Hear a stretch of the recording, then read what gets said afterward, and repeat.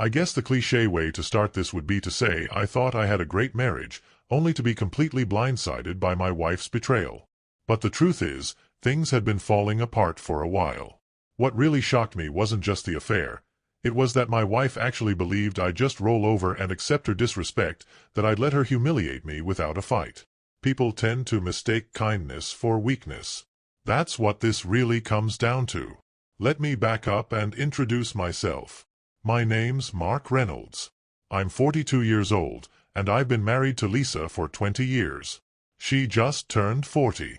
We have a daughter, Emma. She's 19 and in her first year of college. If I'm being honest, our marriage had been on a slow decline for years.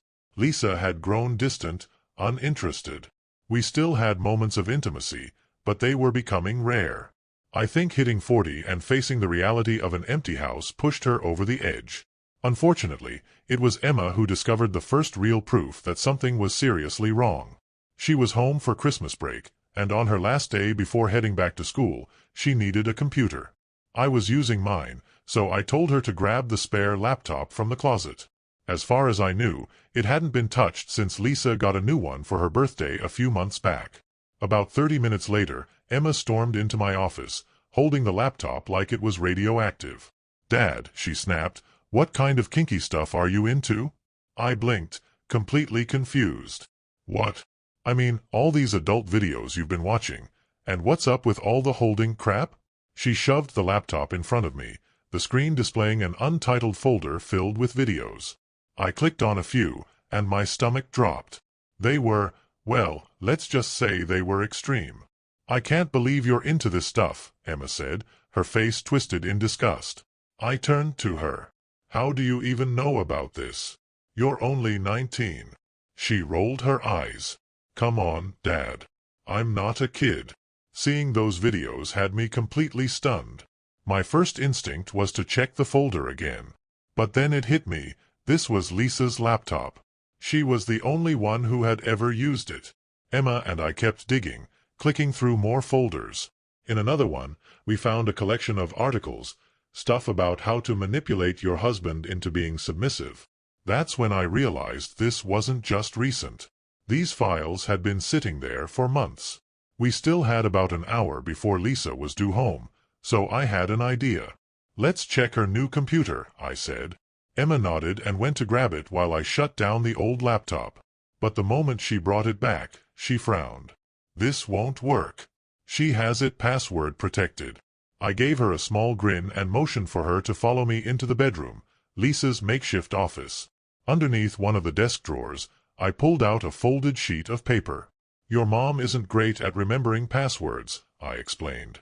When she got her last laptop, I told her to write them all down in one place. Emma took a look but shook her head. "This has our household accounts, but not her new computer." I wasn't worried. "I know," I said, reaching under the desk and pulling out another sheet. "This is her real password list. She thinks she's clever hiding it here, but I saw her do it a while back. Never needed to use it, until now." I snapped a quick picture before putting the paper back exactly as it was. Within seconds, we had her laptop unlocked and started searching. What we found? Even more of the same. More videos, more articles, everything focused on dominance, submission, and control. But before we could go any further, we heard the garage door start to open. Emma and I moved fast, shutting down the laptop and putting everything back exactly where we found it. As shocking as it all was, none of it actually proved Lisa was doing anything beyond watching certain kinds of videos. Emma agreed to keep quiet, for now. But there was one condition. Emma made me promise to keep her updated on anything I found. But honestly, my investigation was just getting started. After she left for school, I kept thinking about everything we had discovered. Emma was convinced her mom was up to more than just watching adult videos, and I had to agree. She'd noticed the same shifts in Lisa's behavior that I had, how she treated me differently, how distant she'd become. And even with Emma, the change was there, but in a different way. At first, I wanted to believe Lisa had just developed a new interest in certain types of videos. But deep down, I knew better. Between work and life, almost a week passed before I finally had enough time alone to dig deeper. When I did, I started by going through her browser history. That's when I found it, her secret email account. Her so-called hidden password sheet wasn't exactly clear about what each password was for, but there were enough hints to figure it out. In just a few minutes, I was in. Lisa had saved almost all of her emails. And most of them? They were conversations with someone calling herself Mistress B. Mistress B, whoever she was, had taken it upon herself to be Lisa's personal advisor in turning me into some kind of obedient, submissive husband. There were months' worth of messages. Lisa had told her that I was naturally accommodating, that I rarely argued and usually went along with whatever she wanted just to avoid conflict. Mistress B? She took that as a sign of weakness. She told Lisa that I must be a pushover, the type of guy who'd fall right into place with the right training. Lisa even asked her what to do if I resisted. Mistress B's advice? Simple. Threaten him with divorce, she wrote. He'll lose everything. He'll be living in a shoebox, paying for you to be with your lovers. I sat there, staring at the screen, my heart pounding. I wasn't exactly an expert on divorce law, but I knew enough to understand one thing. Men usually got screwed, even when they hadn't done anything wrong. That was all I needed to hear. I picked up the phone and made an appointment with the best divorce lawyer I could find. I will send a long story in parts. Your task is to change each sentence to preserve the meaning and details, but change its structure. You also need to replace all the characters' names with random popular American names. The story should be written in the style of an ordinary American, and the story should be told in the first person. In addition, prepare the text for voiceover by artificial intelligence. Correct grammatical errors, add natural pauses, for example, commas, and, if necessary, simplify complex structures so that the text sounds lively and natural for an American listener. I will send the text in parts and mark the end of the story with the word stop. Emma's reaction was instant. So, she actually thinks she can turn you into some kind of submissive husband? That cheating woman. Does she really believe you'd go along with that? I sighed. Honestly? It's partly my fault. I've always given her whatever she wanted. I should have put my foot down a long time ago. Emma shook her head. No, Dad. You shouldn't stop it just yet. Think about it. Do you really believe she'll just give up if you confront her? She'll just get better at hiding it. You should play along. Lead her into a trap. I raised an eyebrow. You know what? I like that idea. From that moment on, I kept a close watch on Lisa's secret email account. Mistress B's instructions were becoming more aggressive. She told Lisa to completely cut me off from intimacy while ramping up her demands in other areas. Since I already handled most of the household chores, Lisa was supposed to see how I reacted if she became nastier, more controlling. According to Mistress B, Lisa needed to make me feel like intimacy was a reward I had to earn. She told Lisa to constantly find faults in my work, criticize everything I did, and use intimacy as leverage. If I started complying without protest, that would be the sign that I was ready to be her so-called wimp husband. At first, I thought about standing up to her right away. But then I saw another message from Mistress B. If I didn't go along with it, Lisa was supposed to change tactics and start humiliating me in secret. Emma was right. The best move was to play along. So that's exactly what I did. I acted the part of the obedient, sheepish husband. Every time she gave me a command, I followed it, grudgingly, of course. I was so furious with her that I was actually relieved we weren't being intimate, but I made sure to fake disappointment whenever she withheld it. Then, one day, I came across an email that made my stomach drop. Lisa told Mistress B she had found her bull, a salesman from one of her company's suppliers. Mistress B encouraged her to sample him before making any final moves against me. Until that moment, I'd held on to the slightest hope that Lisa would come to her senses before she actually cheated. That hope was crushed a week later. The email was short, but it was all I needed to see. She had written to Mistress B. I've experienced my partner in every way. I'm ready to move forward. My blood boiled. Figuring out the identity of Lisa's so-called bull wasn't difficult. There were a few new emails from a guy named Stephen Rose. In them, he thanked Lisa for an amazing night together. But the last message, dated just the day before, was what really set me off. He wrote about how much he was looking forward to putting me in my place. He had thought it over and decided that humiliating me was something he was actually excited about. He even mentioned that he wanted me to pleasure him. I clenched my fists. With a little research, I found everything I needed to know about Stephen Rose. To say I was underwhelmed would be an understatement. I'd always pictured these so-called bulls as towering, physically imposing guys. But if I had the right Stephen Rose, and I knew I did, this guy didn't exactly fit the bill. He was 5 feet 10 inches and maybe 180 pounds. I was just over 6 feet and a solid 200. Sure, he was 10 years younger than me, but judging by the pictures I found, I could take him on my worst day. He wasn't just some single guy either. He was married, had 2 young kids at home. And I felt bad for them because their world was about to get turned upside down. For the next 2 weeks, I monitored their emails. Steve, being the genius that he was, even sent Lisa a few POV photos of the 2 of them together. I doubt he realized that by doing so, he had handed me all the proof I needed, evidence of my wife's infidelity and the destruction of his own marriage.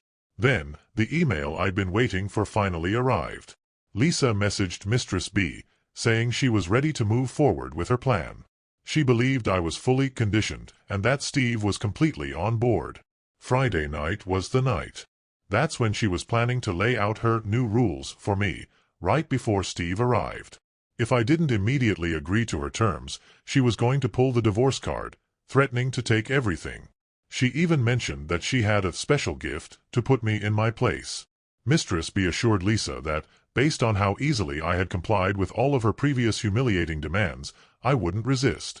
She thought she had me trapped. What she didn't know was that I had already made my move. I had 3 days to prepare. And when I learned about her plan, my lawyer handed me the final draft of the divorce papers. I took the copy and smiled. By this point, I had already tracked down Steve's wife's email and phone number. When I filled Emma in on her mother's plan, she was absolutely floored. But once I told her how I intended to respond, she grinned. She was fully on board and ready to play her part when the time came. The moment I walked into the kitchen, Lisa was already seated at the table, looking a little on edge. As soon as she opened her mouth to speak, I casually reached into my pocket and switched on the digital recorder I had hidden there. "Mark, sit down," she said, her voice forced and firm. "We need to talk." I bit back a smirk. "Can I at least change first?" Her tone sharpened. "No. You're going to sit down and listen. And you are not going to interrupt me." I pulled out a chair, placed my briefcase beside me, and nodded for her to continue. She took a breath, straightening her posture like she was giving some kind of business presentation. "There are going to be some changes around here, and you're going to have to accept them," she said. "First, I'm taking a lover. He's coming over tonight, and we're going to be intimate." She barely paused before continuing. "Your role in this will be limited. You'll be responsible for cleaning me up afterward and making sure he's ready to go again." I just stared at her. "You'll continue handling all the household chores," she added. "And you'll follow any instructions I give you. No questions asked." She stopped talking for a second, like she was waiting for a reaction. I folded my arms. "That it?" "No," she said, shaking her head. "I have a little present for you." She slid a wrapped box across the table toward me.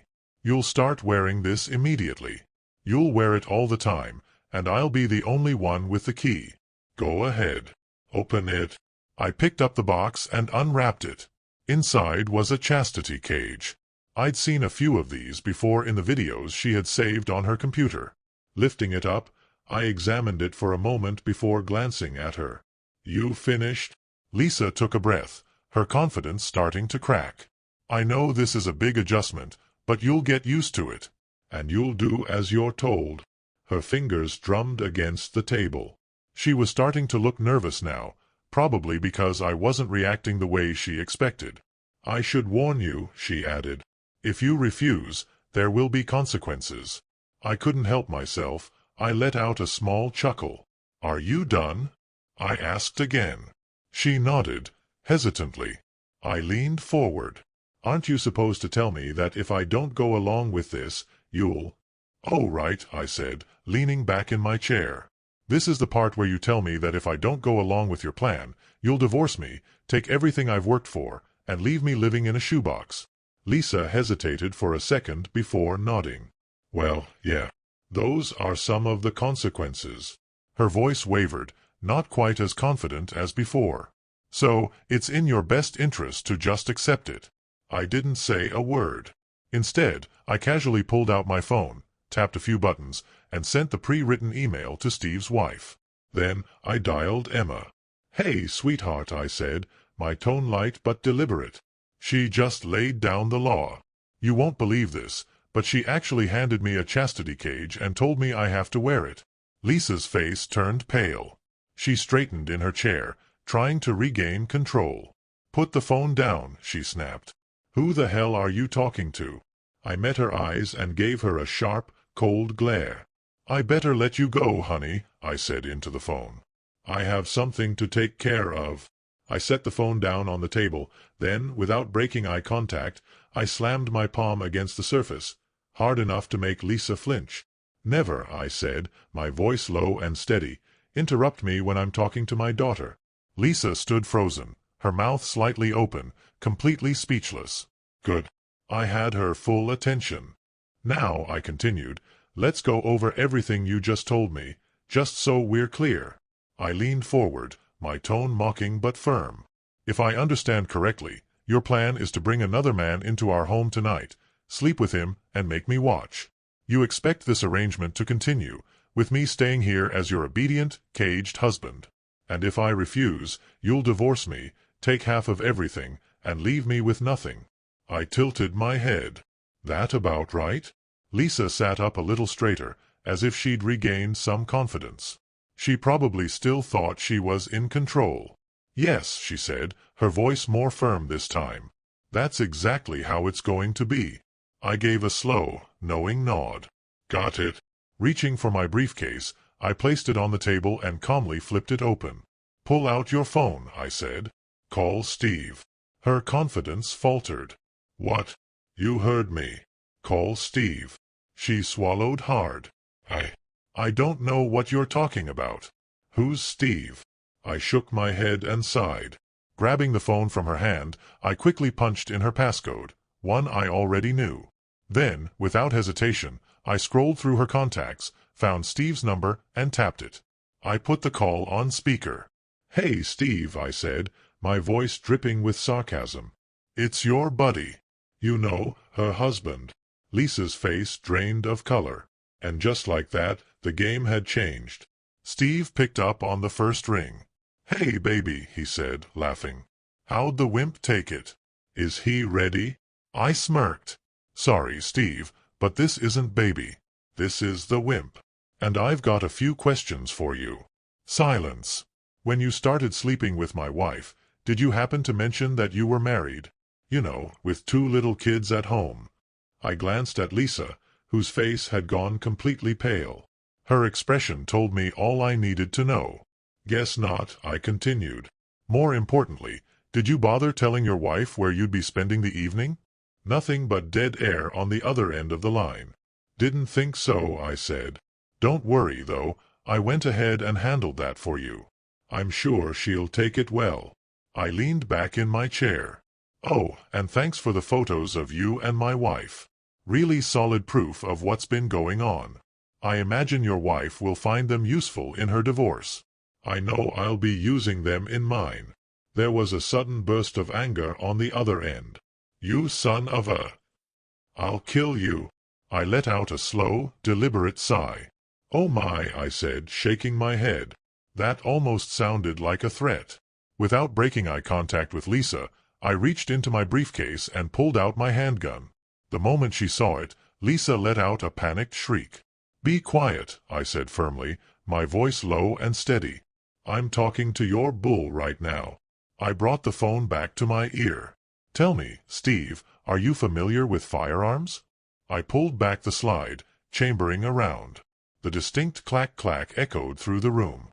"In case you're not," I continued, "that was the sound of a .45 caliber handgun being locked and loaded." I let the weight of my words settle in. You know, I've always been curious about what a .45 round would do to a man. So, if you feel like showing up at my door, I guess we'll both find out. Silence. I tilted my head. Damn. I think he hung up. I turned back to Lisa, who was now visibly shaking. And here I was, just about to tell him that I also forwarded a few of his emails to his employer. Did you know they have a strict policy against sleeping with clients? I gestured toward the chair across from me. Sit down, Lisa. She hesitated, her breathing shallow. You were right about one thing, I said. We do have some things to talk about. Reaching for the chastity cage, I turned it over in my hands, inspecting it closely. Then I tossed it toward her. Really? I scoffed. A small? A goddamn small? I shook my head. You and I both know that wouldn't fit. And that, my dear wife, is just one of the many miscalculations you've made. I leaned in slightly, my voice cold and calm. Did you honestly believe I was just going to roll over and accept all of this? Lisa swallowed hard, but she had no words left to say. Lisa's face went pale. She started to stammer, but no words came out. Without saying a word, I reached into my briefcase, pulled out a folder, and slid it across the table toward her. Her shaky hands hovered over it before she finally picked it up. "What is this?" she asked, her voice barely above a whisper. I leaned back, watching as the reality started to sink in. "That," I said calmly, "is a divorce petition." Tears welled up in her eyes. But I cut her off. My lawyer, a real lawyer, who actually went to law school, wanted me to remind you that taking legal advice from some random internet dominatrix was probably the worst decision you've ever made. I folded my hands on the table. Let me walk you through the highlights. Lisa just sat there, frozen. First of all, I continued, you're not going to take everything from me. And no, I'm not going to be living in a shoebox. I gave her a moment to process that before moving on. Now, let's talk about our assets.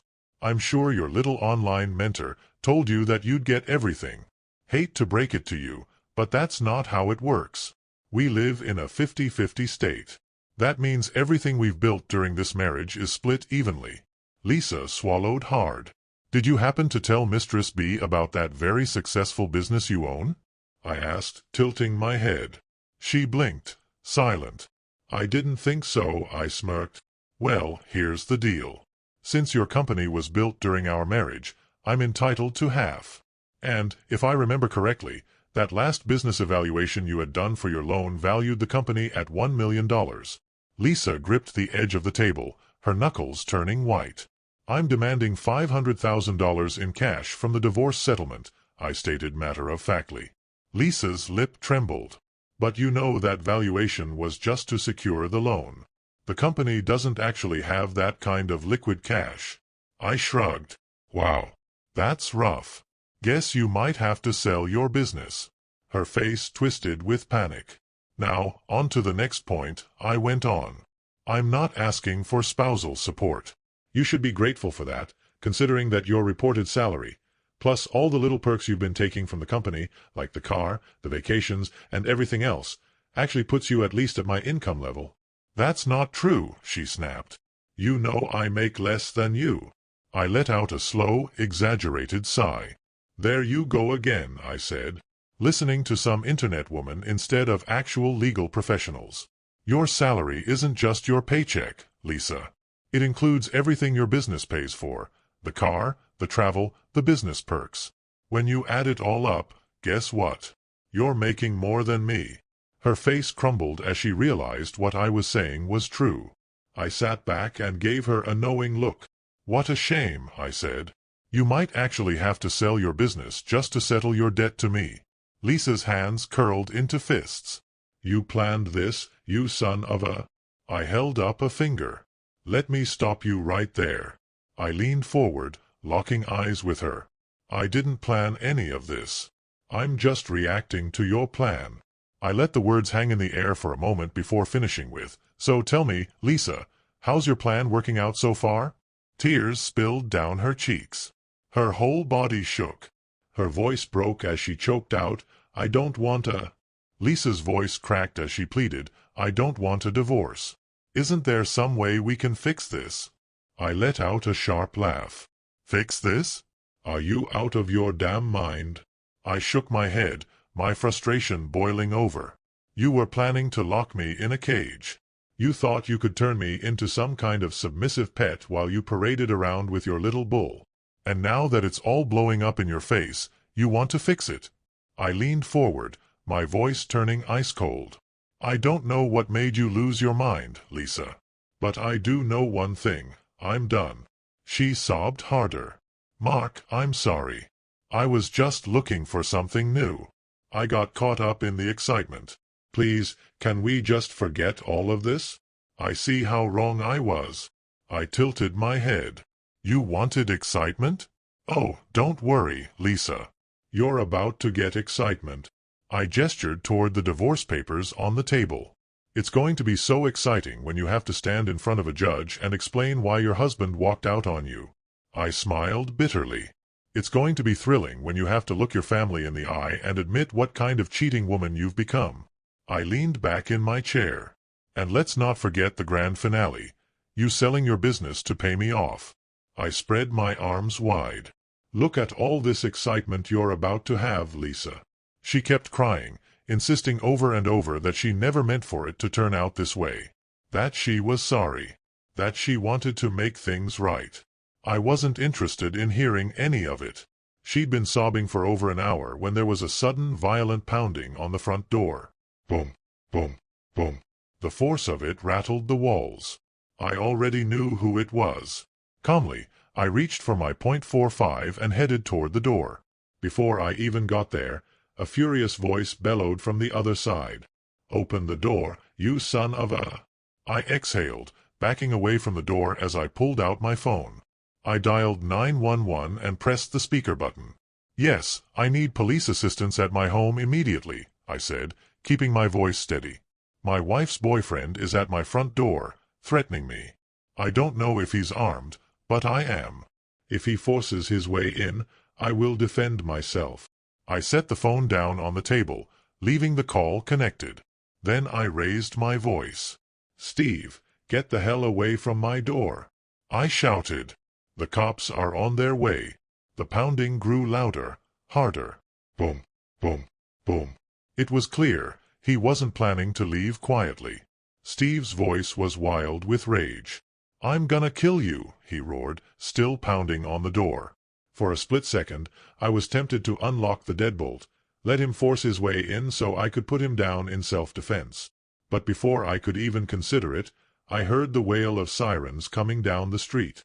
Through the door, I caught the sound of officers shouting, "Put your hands where we can see them. Step away from the door." Steve, being the idiot that he was, didn't listen. Then I heard the sharp crackle of a taser being deployed. Later, I found out just how badly his night had gone. Turns out, his wife had lost it when she read my email. She ran straight to her father's house, who just so happened to live right next door. So when Steve pulled into the driveway, he was greeted with pure fury. From what I heard, he barely got out of there alive. By the time he made it back to my house, his car was already a wreck. When the cops arrested him, I noticed a few massive dents in the side of his vehicle. Looked an awful lot like baseball bat marks. Honestly, it was a shame his father-in-law didn't get to him before he tried breaking into my house. Might have saved him the jail time. The whole incident ended up working in my favor. With Steve behind bars, I had all the justification I needed to file for a restraining order against him. Not that I'd need it until he got out. And as for Lisa, I made it very clear that she needed to pack her things and leave. I knew a judge would never actually grant a restraining order against her, but she didn't know that. She moved in with her parents, kicking and screaming the whole way. Even after everything, she still begged to talk. She kept insisting she didn't want a divorce, that we could work things out. Then she lawyered up. Her attorney pushed for a face-to-face meeting, claiming we needed to settle the details of the divorce. Jackie Stone, my lawyer, gave me a heads-up before we walked in. "Expect them to fight you on everything in that petition," she warned. And just so you know, the lawyer she hired? Absolute scumbag. Loud, aggressive, but not the sharpest tool in the shed. Don't let him rattle you. Sure enough, when the meeting started, Lisa and her lawyer immediately tried to pressure me into calling off the divorce. Lisa leaned in, her voice suddenly soft, sugar-coated. "Baby, this was all just a big misunderstanding," she cooed. "I thought this would enhance our marriage. You have to believe me. Steve and I never actually slept together." I stared at her, completely unimpressed. "Oh, really?"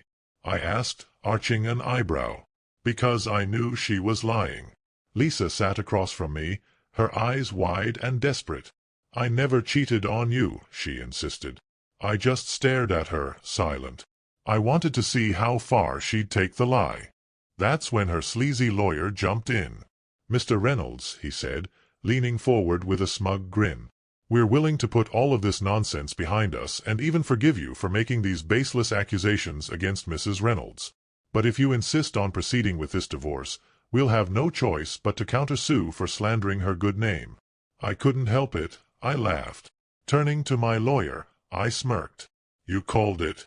They really are this stupid." Jackie Stone, cool as ever, reached into her folder, pulled out a stack of photos, and casually slid them across the table toward Lisa and her lawyer. "I think these," she said, tapping the pictures, "tell a very different story." Lisa paled the second she saw them. "Let's take a look, shall we?" I said, picking one up. "This one right here. This shows you pleasuring Steve. But I guess that's not cheating, right?" I held up another. "Oh, and this one? That's him behind you. Now, sure, you could try to say that's not you, but I know that back anywhere, including that little mole on your butt cheek." Lisa covered her mouth, her hands shaking. Jackie chuckled, then flipped over another picture. "Oh, and here's my favorite," I continued. "You riding him like a rodeo champion.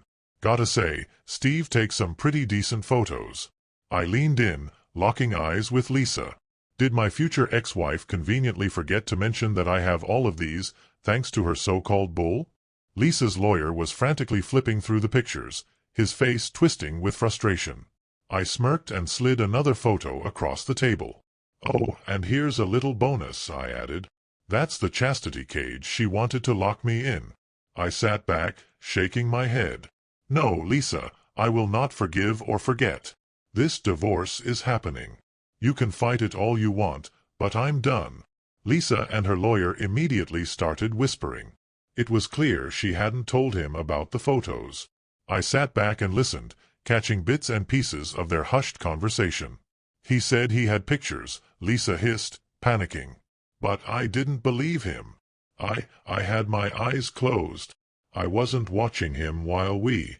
Her lawyer ran a hand through his greasy hair, clearly realizing how badly they had miscalculated. Jackie, barely suppressing a grin, leaned over to me. "Let's give them a minute," she whispered. We stepped outside, laughing as soon as we left the room. When we came back, Lisa had a very different look on her face. The fake sweetness was gone. She was angry now, stewing in resentment. Her lawyer cleared his throat. "We're going to demand marriage counseling before proceeding with the divorce." Jackie barely blinked. She had warned me they'd try this. I shrugged. "Fine. Throw as many sessions at me as you want. But just so we're clear," I met Lisa's eyes. "This marriage is already over." Lisa's lawyer leaned forward, clearing his throat. "Before we finalize anything, we need to discuss the division of assets. Your current proposal is completely unacceptable." He pulled out a folder, flipping it open with an air of self-importance. "The demand for $500,000 from Mrs. Reynolds' company is outrageous," he scoffed. "We need to have an independent valuation before any numbers can be discussed." Lisa gave me a pleading look. "Mark, you know my business isn't worth that much. It's probably worth half of what you're claiming." I didn't say a word. Instead, I turned to Jackie, who was already grinning. She calmly reached into her folder, pulled out a neatly stapled packet, and slid it across the table toward Lisa. "Mrs. Reynolds," Jackie said smoothly, "I think you'll recognize this document. It's a loan application for your business." Lisa hesitated before picking it up. "If you turn to the last page," Jackie continued, "you'll see your signature right there. And, just below that, A lovely little paragraph where you swore, under penalty of perjury, that the valuation of your company was just over $1 million. Lisa's hands started to tremble. Jackie leaned back in her chair. Based on this application, the one you signed, the bank approved your loan. So now, Lisa, tell me, are you saying that the number you provided to the bank was false? Lisa opened her mouth, but nothing came out. Jackie smiled. Because if that's the case, then congratulations, you just admitted to perjury. And since this document was sent through the U.S. Postal Service, you've also just committed mail fraud. She turned to Lisa's lawyer. I know criminal law isn't your specialty, but I'm sure even you understand that the federal government doesn't take mail fraud lightly. Lisa's face went ghostly pale. I chuckled, shaking my head. Well, Lisa, looks like you're the one who might end up in a cage after all. Her lawyer immediately pulled her aside, whispering in a frantic, hushed tone. They argued for a solid minute before he finally turned back to us, his face tight with frustration. This meeting is over, he snapped. A week later, I was shocked to find Lisa standing on my doorstep. She looked like hell.